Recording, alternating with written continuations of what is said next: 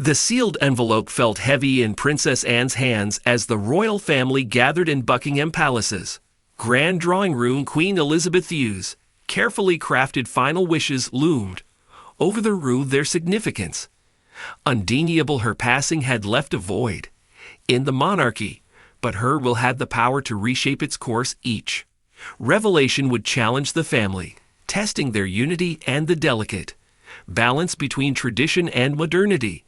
These final decisions would not only determine their futures but also safeguard the Queen's enduring legacy.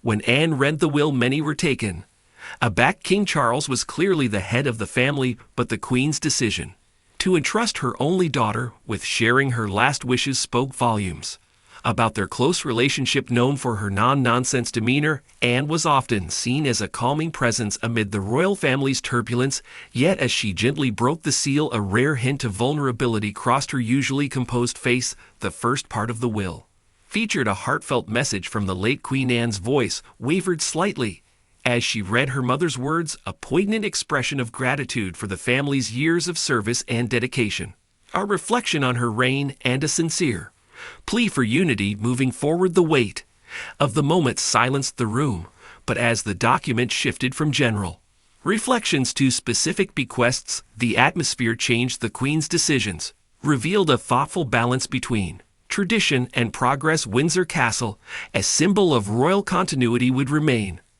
under the current monarch's stewardship, preserving its historic role. However, be moral, the Queen's cherished Scottish retreat, where she had spent treasured moments with her family, would not follow the expected path. Instead, it would be shared among multiple family members, an arrangement that honored the Queen's fond memories but raised immediate concerns. Quiet murmurs rippled through the room as family members pondered the implications of shared ownership. The biggest surprise, however, came with the allocation of Sandringham, traditionally held by the reigning monarch. The estate was instead bequeathed to Princess Anne. The will detailed the deep emotional connection Anne had with the property, recalling cherished moments of reflection spent with her mother. It was a deeply personal decision, but not without controversy.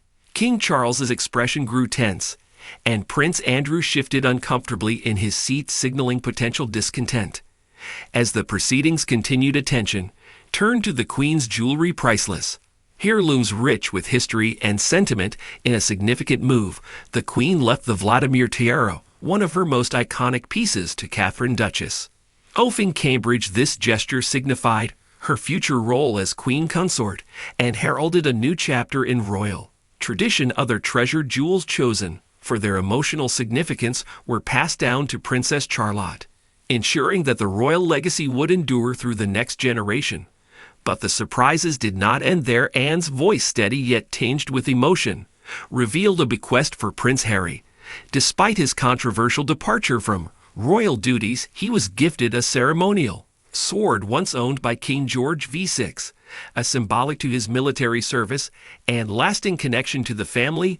While the gesture aimed to mend strained relationships, it was unclear if it would achieve that goal. The atmosphere grew more tense, as the will was about more than just the division of assets. It outlined the monarchy's future direction, signaling shifts in power, duty, and legacy. Known for her quick wit and sharp sense of humor, and Anne had the best response when asked about a conversation she had to have with her mother. The Queen, members of the royal family are required to seek the monarch's approval before tying the knot.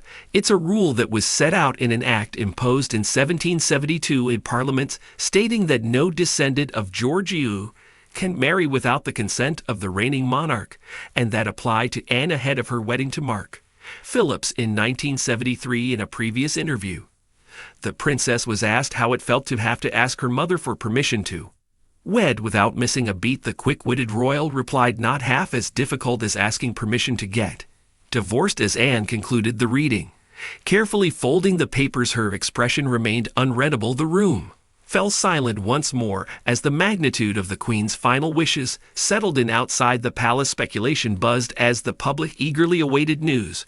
But within those walls, the true impact of the Queen's words was only beginning to unfold.